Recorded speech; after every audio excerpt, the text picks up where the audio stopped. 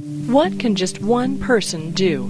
This is just one individual. She doesn't have a huge corporation behind her or anything. She's an impressive philanthropist for Rock Springs. We travel to Rock Springs, Wyoming, home of 56 different nationalities, to see the impact a daughter of a Slovenian miner has had on this rough and tumble community.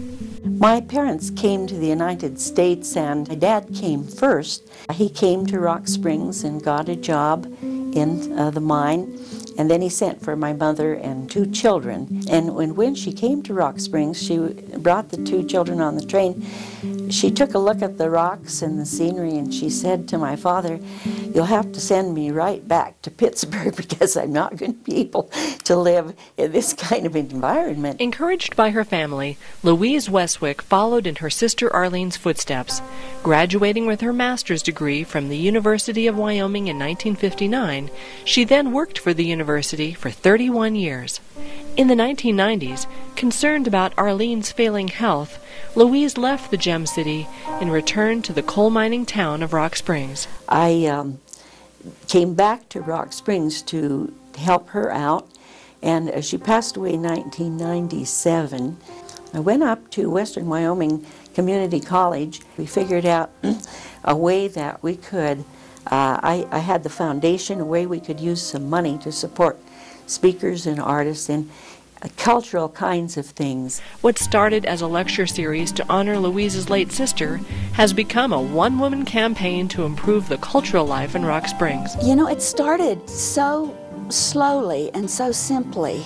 Buying school books in all the different elementary school libraries. There was this accumulated effect of more and more dollars and more programs. The cultural, the literary, and the musical life of Green River and Rock Springs has greatly been enhanced. You know, she's given $10,000 this year and $10,000 to that. She was a consumer economics teacher at the University of Wyoming, and she learned about investments. For Louise, supporting the arts and humanities is a way to foster the growth of something that's missing in modern society. Technology is good, science is good. I read a couple of books this summer, and the scientists who spent a lot of time with genetics and those things finally did come around and say, well, what we really need in this world is love. So I'd like to see a little more cooperation among the people and consideration for your fellow man and all of those things that have to do with living each day.